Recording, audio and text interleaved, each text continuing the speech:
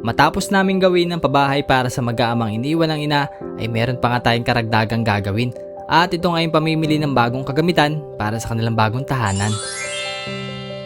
Dahil sa lumang bahay nila ay wala silang maayos sa gamit at pinag-aari na lang ang sirang cabinet. Walang maayos na lagayan ng pinggan lalo na ang kanilang tulugan na kung saan lumang banig at kumot. Pangarap din ng mga bata na magkaroon ng maayos sa higaan. Kung magkakaroon sila ng foam ay ngayon lang nila ito mararanasan. Simpleng pangarap para sa iba pero iba ang saya na hatid nito para sa kanila. Makalipas ang ilang araw ay nagtungo kami sa bilihan upang bumili ng bagong kagamitan. Walang kaalam-alam si Kuya Jimmy na meron na pala silang bagong kagamitan para sa kanilang bagong tahanan.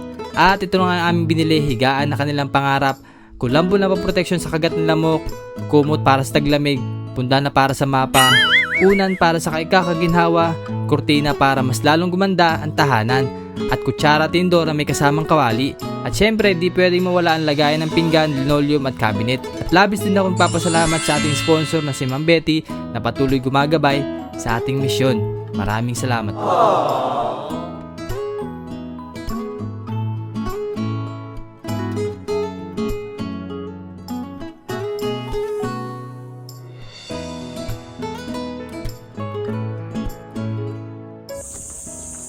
Very much. Thank you very much. Shoutout kay Kuya Junjun. Shout out. Driver natin for today's video. Matik.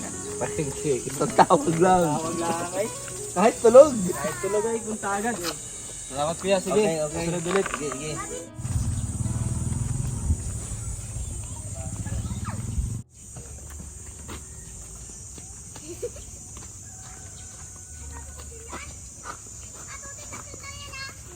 Dyan, lagi dyan.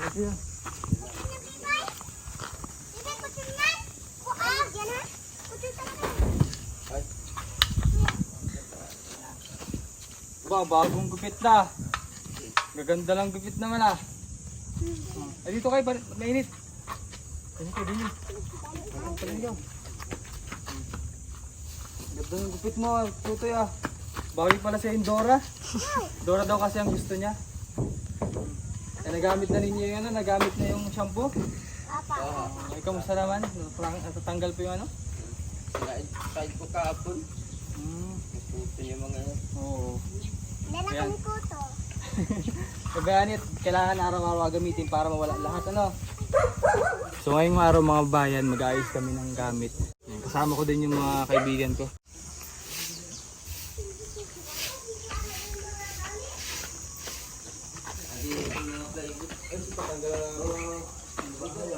Nalagyan ng ano yun, linulog. Ay, kunting kayo dyan? Kunting po. Ano yan po? So hindi pa pala nalalagay ni Kuya Jimmy yung plain sheet para sa CR nila. So dito po yung CR nila sa gilid. Nandito sa kabila. Ayan. So bali may kasama tayo ngayon para katulong din sa pag-aayos ng bahay ni Kuya Jimmy. Ayan, kaya si JR, si Bonggoy. Nahihiya pa po, nahihiya. Si JR din. Ayan. Ayan. So bali ayusin natin mga bayan at lalagay na itong linoleum para sa kanila. Tara muna sa loob. Tara guys! Alin pa? Ha? Alagay mo natin ito lahat. Alagay mo na natin ito. Bakit?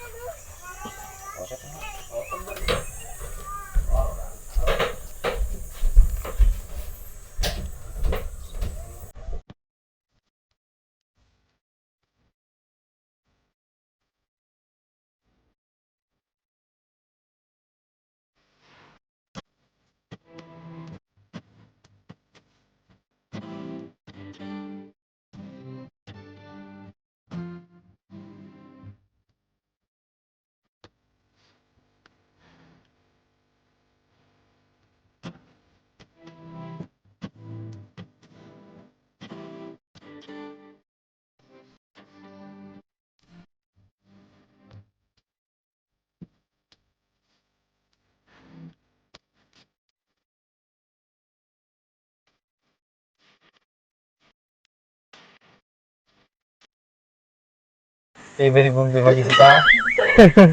Iwanan na naman ang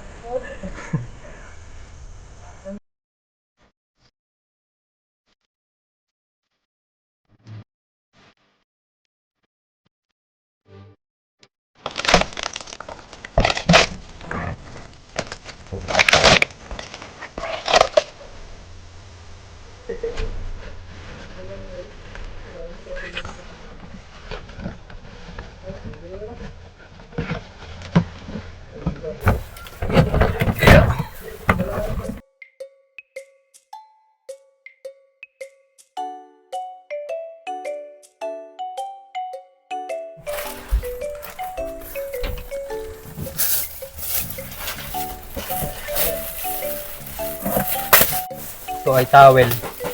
Wow, so bali. Tag-iisa sila ng towel mga babayan. Diyan na Kuya Jimmy sa mga anak niya. 5 piraso. Ha? Parang lobo na wari yan. Sagad na ito? Meron na rin tayong mga binili na punda. So, lalagay na rin natin.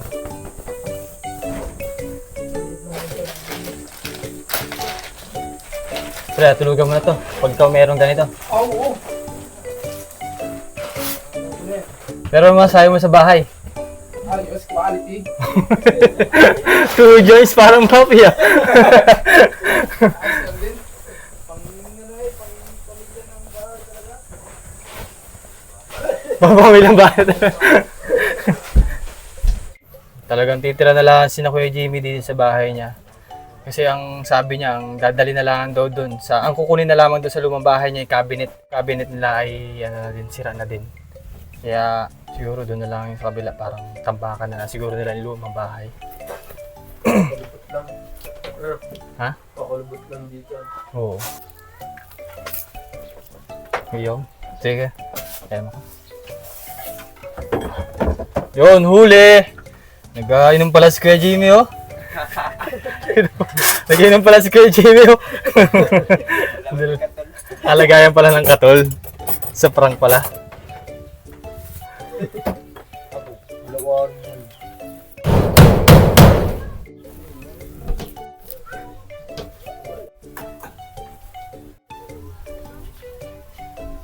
Ay, saglit. Ay, mali.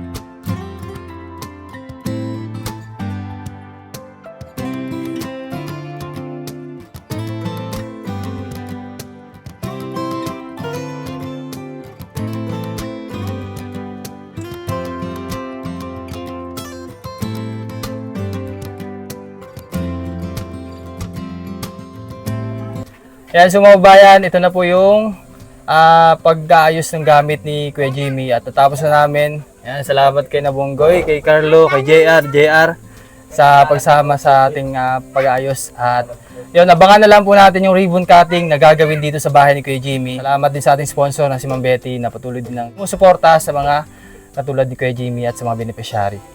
Yan, thank you very much po. So, salamat din sa ating cameraman kay Mrs. Yan, sige po mga bayan at abangan nyo na lang po yung ribbon cutting sa bahay ni Kuya Jimmy.